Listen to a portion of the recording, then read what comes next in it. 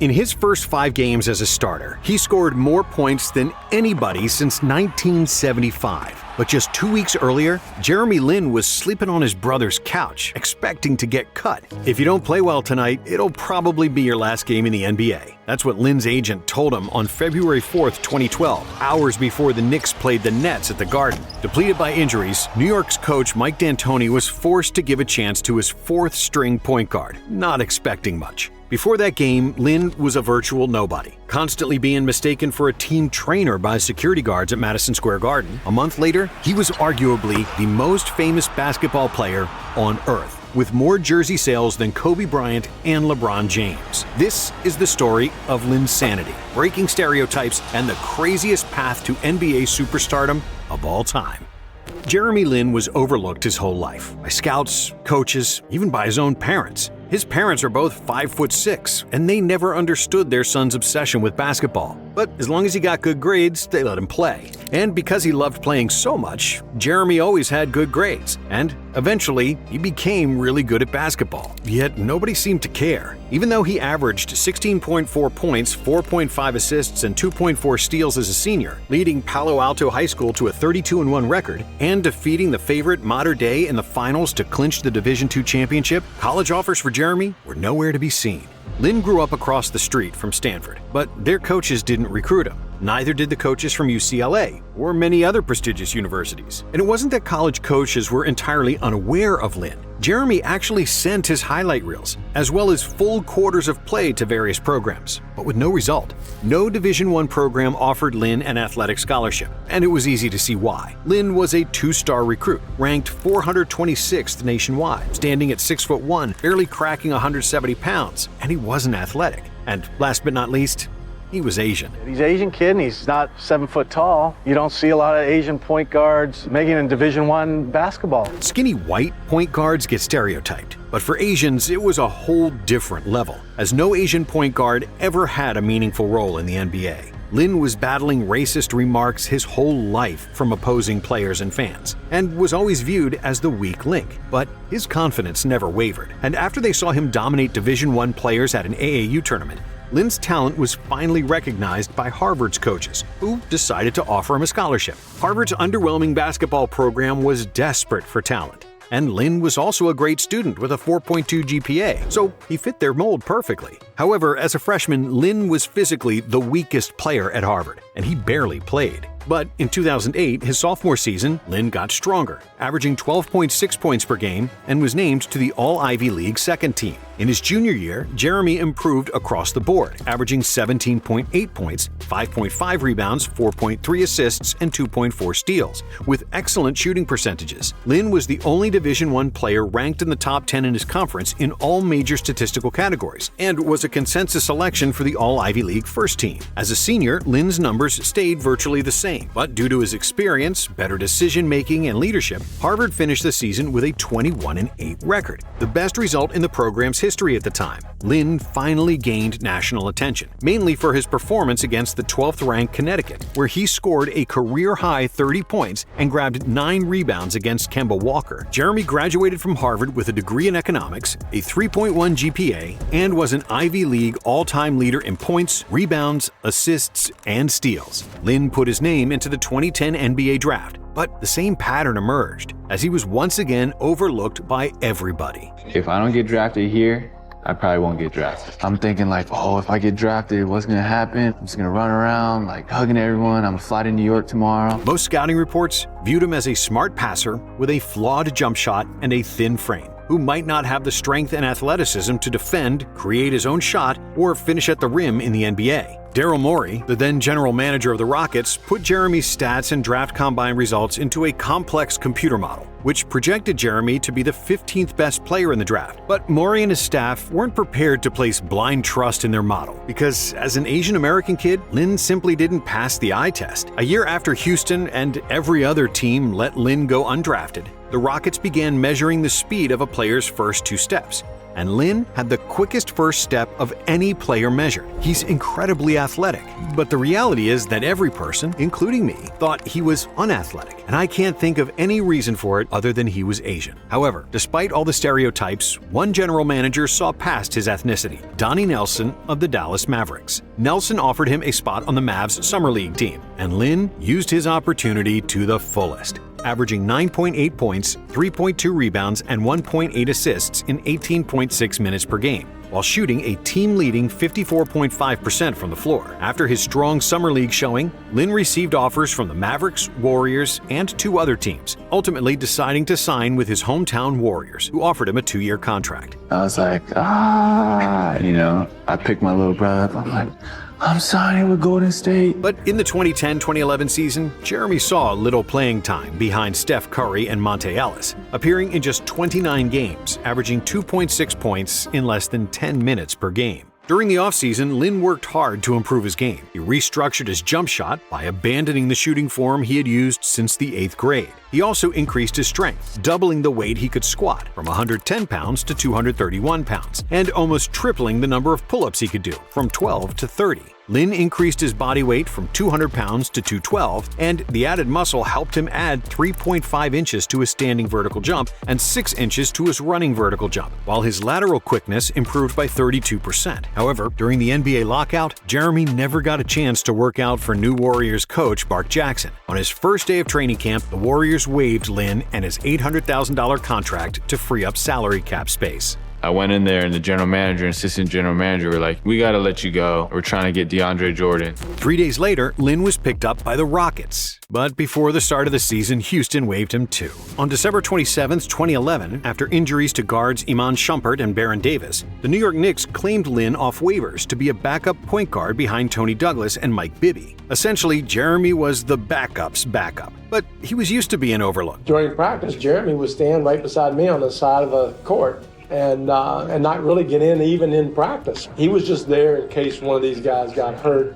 And he kept working extremely hard to get a chance to play. Lin was the first to arrive in the practice facility and the last one to leave, but the Knicks still played him just 6 minutes per game off the bench in his first 9 appearances for the team. But then, out of sheer desperation, as the Knicks had an 8-15 record, coach Mike D'Antoni decided to give Lin more opportunity to play, telling Jeremy that he'd play more minutes in a back-to-back game against the Nets on February 4th. Up until that point, Jeremy was sleeping on his brother's couch, not willing to rent his own apartment out of fear of getting cut again. And the night before that February 4th game against the Nets, Lin's brother asked Jeremy to find another place to sleep because he and his wife expected guests, and they needed their couch in their 1-bedroom apartment to be available. Evicted from his brother's home, Jeremy spent the night at Landry Field's house. I was like, yeah, sure, man, come. I was given forewarning, though, that my couch wasn't huge. It was actually a rental couch at the time. It might have been maybe 6 feet long. And what happened the next day was something beyond his wildest dreams. Playing against all-star point guard Darren Williams, Lin exploded for a game-high 25 points, including 12 points in the fourth quarter, to seal the 99-92 win for the Knicks. For the game, Lin shot 10 for 19, dished out 7 assists with only 1 turnover, and he also had 2 steals and 5 rebounds. So much stuff had to come together at the right moment. My back was against the wall. That was going to be it for me. My agent had actually called me before the game and said, if you don't play well, tonight will probably be your last game in the NBA. The amount of anxiety, the pressure, just the embarrassment that I was facing. If I would finally make it to the NBA and then just completely underperform and fizzle out, that would have really been a tough pill to swallow. In the most important game of his life, Lin passed with flying colors. But that was only the beginning. In the following game against Utah, D'Antoni promoted Lin to a starter. However, without Carmelo Anthony, who left the game after 5 minutes due to injury, and Amari Stoudemire, who was out due to death in the family, nobody expected the shorthanded Knicks to win.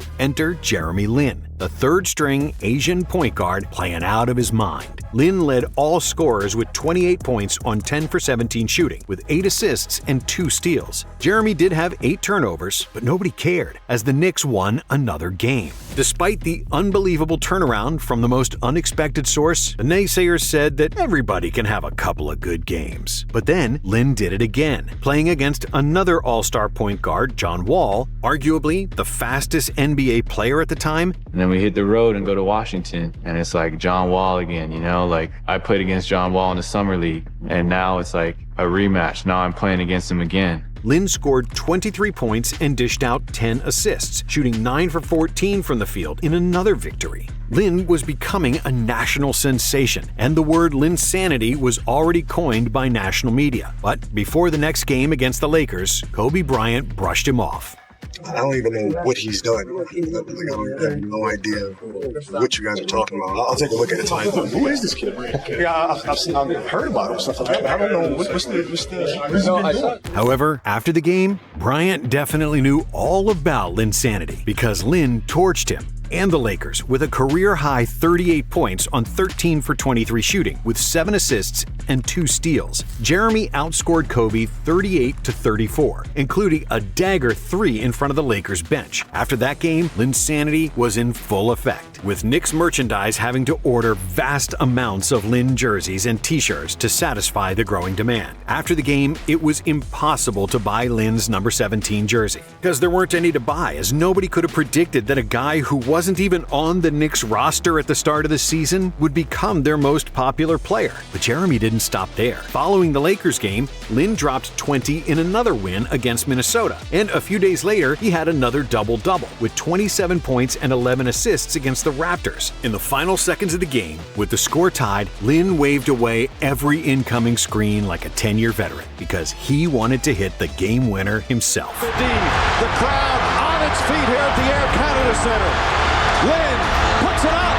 Bang! Jeremy Lin from downtown, and the Knicks take the lead. In the next game against Sacramento, Lin had another double-double with 10 points and 13 assists, leading the Knicks to their 7th straight victory and becoming one of the most recognizable athletes on the planet. Less than 2 weeks after he was sleeping on his brother's couch, Lin scored 20-plus points in the next 3 games. And in the 13 games in February, Lin averaged 22 points, 9 assists, and 2.3 steals, leading the Knicks to a 10-3 record.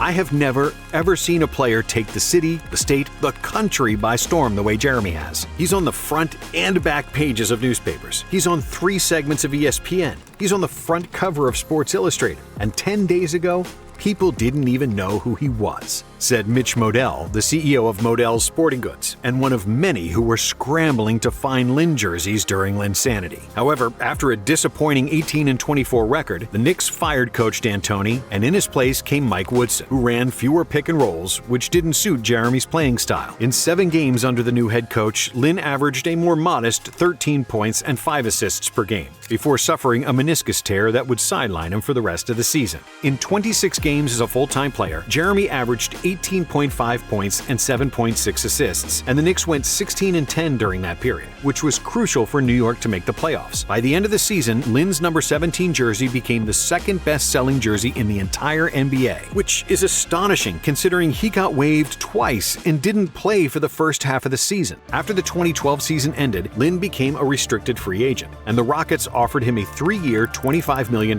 contract. The first 2 years of Houston's offer were for $5 and $5.2 million, followed by $14.8 million the 3rd year. A higher salary in the final year, known as a poison pill, was intended to discourage New York from matching the offer, and the Rockets' plan worked. Despite Lin's success and being the most popular Knicks player of this century, New York declined to match Houston's offer because of that poison pill in the 3rd year of his deal, which would put the Knicks in luxury tax. And that's how, after just 2 short months, the Linsanity era in New York came to an end. With the Rockets, Lin had a solid but not spectacular 2 seasons, averaging 13 points and 5.2 assists on 44% shooting and 35% from 3. Playing a second fiddle behind James Harden, it's probably the best he could have done with such a ball-dominant guard. But for the rest of his career, Lin never reached the heights of Linsanity. After leaving New York, Lin played for 7 more seasons, averaging 12 points and 4.3 assists before retiring from the NBA at the age of 30, mainly due to persistent knee injuries. In his last NBA season, Lin won the title with the Raptors, thus becoming the first Asian American to win an NBA championship. After the NBA, Lin continued to play in China and Taiwan, the home country of his parents, where he still plays today at the age of 36. And despite a somewhat underwhelming career after Linsanity, Jeremy Lin will forever remain a people's champion. especially for Asians. Even though Yao Ming was the first Asian superstar in the NBA, Yao was a 7'6" freak in nature. And it was actually Lin, and not Yao, who moved the needle and broke racial barriers. I feel like Asians in general don't get the respect that we may deserve, whether it comes to sports, basketball, or whatever it might be. In some ways, Linsanity wouldn't have been Linsanity if I had a different skin color. Most likely it wouldn't have been as big a deal, and that went to my advantage. But if you look prior to that, a lot of the obstacles to even get to that point where I could get to a position of getting on the floor, those were definitely obstacles that were very much stereotypes that I had to fight along the way. Jeremy never liked Linsanity and the spotlight it brought, but for New Yorkers, Asians, and many NBA fans around the world, those 2 magical months will forever stay in their memory in what was one of the best success stories in sports history. Thank you for watching, and if you like this video, we have another one for you right here.